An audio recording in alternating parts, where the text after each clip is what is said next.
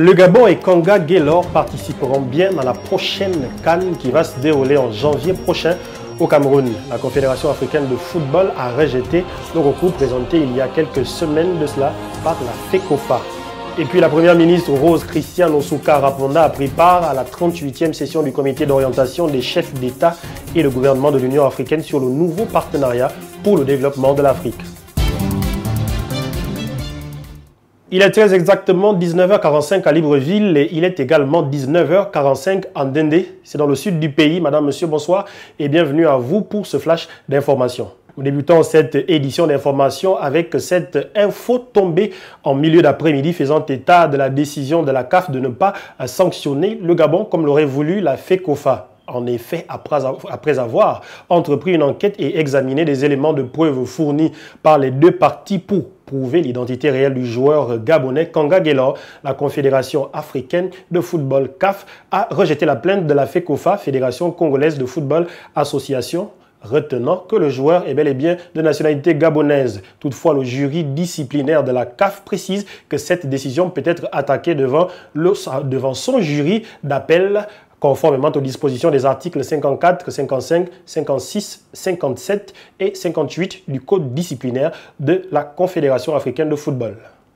Tout autre chose à présent, le renforcement de la résilience des économies africaines était au cœur de la 38e session du comité d'orientation des chefs d'État et de gouvernement de l'Union africaine sur le nouveau partenariat pour le développement de l'Afrique, à laquelle a pris part par visioconférence la première ministre Rose Osuka Raponda. Plus de détails dans cet élément que je vous invite à regarder. La première ministre Rose Christiane Osuka Raponda a pris part le mardi 25 mai 2021 dernier par visioconférence à la 38e session du comité d'orientation des chefs d'État et de gouvernement de l'Union africaine, en abrégé HSGOC.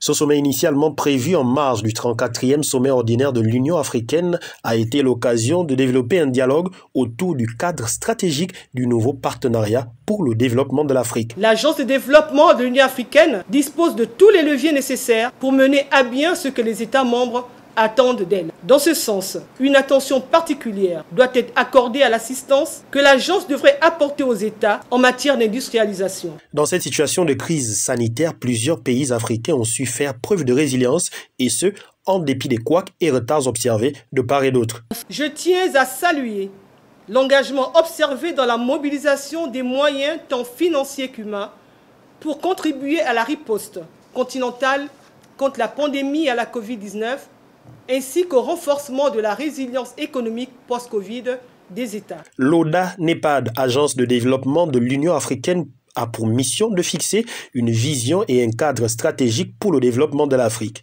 Ces actions se traduisent par la réalisation de projets à travers le continent, dans le but de mettre en œuvre l'agenda 2063 et le plan d'action du continent. Interpellé par l'honorable Barnabé Indoumou Mambungu, député du 3e siège de la Lolo Bouengidi sur l'exploitation discrète d'une mine de la Dolomi à Lastourville, Vincent de Paul Massassa, ministre en charge des mines, était invité le mardi 25 mai dernier à s'expliquer devant l'Assemblée nationale. Le ministre a au préalable dressé le cadre légal relatif à l'exploitation minière et des carrières en République gabonaise. De cet exposé, il ressort que le site d'exploitation de la Dolomi à Lastourville n'est pas une mine, mais une carrière. Par ailleurs, cette carrière exploitée temporairement par la compagnie minière de Logoué qui utilise la Dolomi comme intrant dans la fabrication de silico-manganèse pour le complexe métallurgique de Mwanda n'a rien de discret. Au contraire, elle est subordonnée à toutes les autorisations légales en République gabonaise. Dans un exposé long de plusieurs minutes, le ministre Massassa a tenu à rassurer les honorables députés sur le fait que l'exploitation minière des carrières et des mines dans notre pays se réalise conformément aux dispositions y relatives en vigueur. Il s'agit ici des textes de loi élaborés par les techniciens et qui bien souvent sont ratifiés par les instances habilitées. Entre pénurie et coûts trop élevés de certains aliments, la vie devient chère. Pour lutter contre cette flambée des prix, la DGCC, Direction générale de la concurrence et de la consommation, et la Direction générale du commerce ont initié le 20 mai dernier une opération de contrôle. On regarde. Entre pénurie et spéculation des prix, plusieurs produits de consommation courante subissent la loi du marché. Pour établir les équilibres, les directions générales du commerce et de la concurrence et de la consommation ont lancé jeudi 20 mai 2021 une campagne de contrôle des prix et stocks de ces produits. Alors que la pandémie de coronavirus a affecté les circuits de logistique, les prix des produits de base ont connu une légère augmentation malgré une inflation maîtrisée. En effet, huile, cuisses de poulet, poissons de type bar, couplé à un problème de stock des produits tels que le sel, les huiles, les conserves de sardines à huile, ont enregistré une augmentation de leur valeur d'échange sur le marché local. Pour établir un équilibre entre l'offre et la demande de ces produits et maîtriser les stocks, les directions générales du commerce et de la concurrence et de la consommation ont lancé le 20 mai dernier une campagne de contrôle des prix sur l'étendue du territoire national.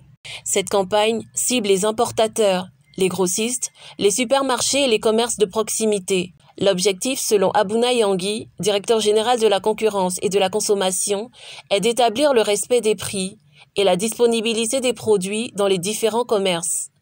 Des sanctions sont envisagées envers les commerçants véreux.